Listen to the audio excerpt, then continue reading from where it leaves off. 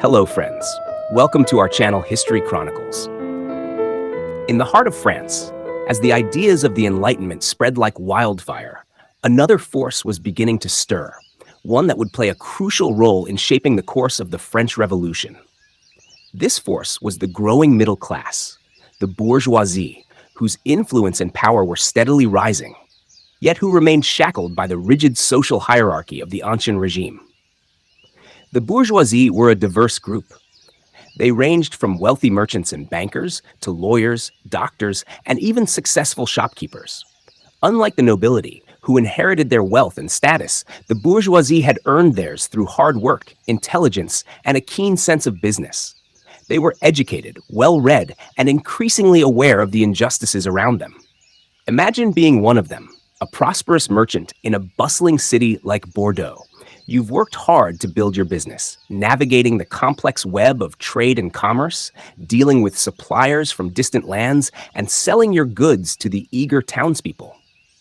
Yet, despite your success, you find yourself constantly thwarted by the privileges of the nobility. The nobility, who own vast estates and collect taxes from the peasants working on their land, enjoy privileges that you, despite your wealth, are denied.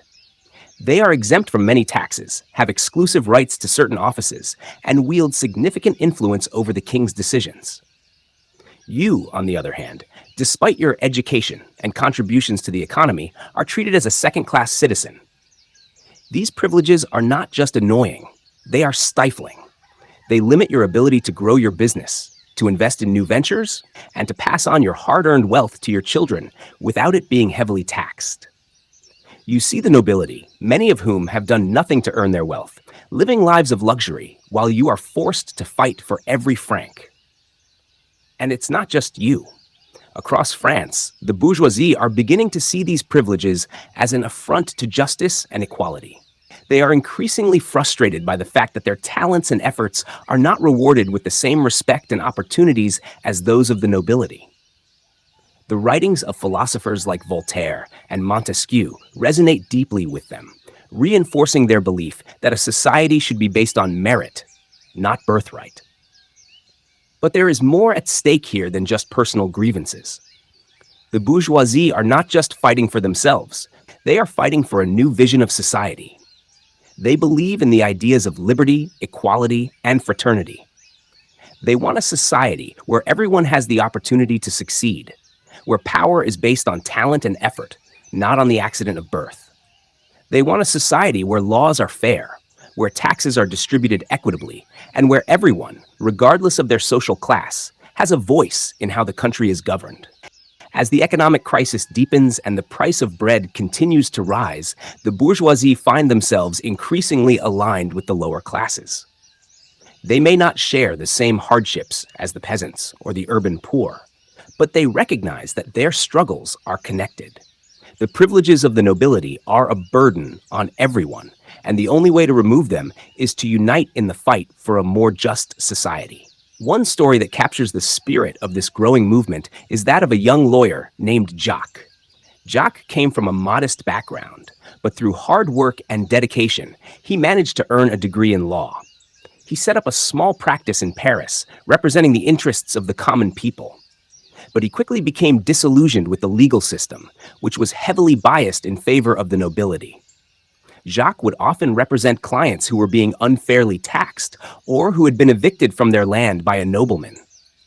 He saw firsthand how the privileges of the nobility were crushing the hopes and dreams of ordinary people. Determined to fight back, Jacques began to organize meetings with other like-minded lawyers, merchants, and intellectuals. They would gather in secret, discussing ways to challenge the system, to demand reforms, and to push for a more equitable society. These meetings were the seeds of what would eventually grow into a powerful movement. The bourgeoisie, armed with the ideas of the Enlightenment and motivated by their own experiences of injustice, began to demand change. They used their influence, their wealth, and their education to challenge the status quo. They wrote pamphlets, organized protests, and lobbied the king for reforms. Their efforts culminated in the calling of the Estates General in 1789, where representatives of the Third Estate including many from the bourgeoisie, would confront the king and the nobility directly.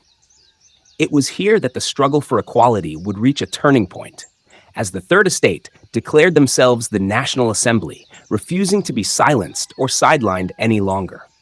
The fight of the bourgeoisie was not just about ending privileges. It was about redefining what it meant to be a citizen of France. It was about creating a society where merit was rewarded, where everyone had the opportunity to succeed, and where the laws applied equally to all.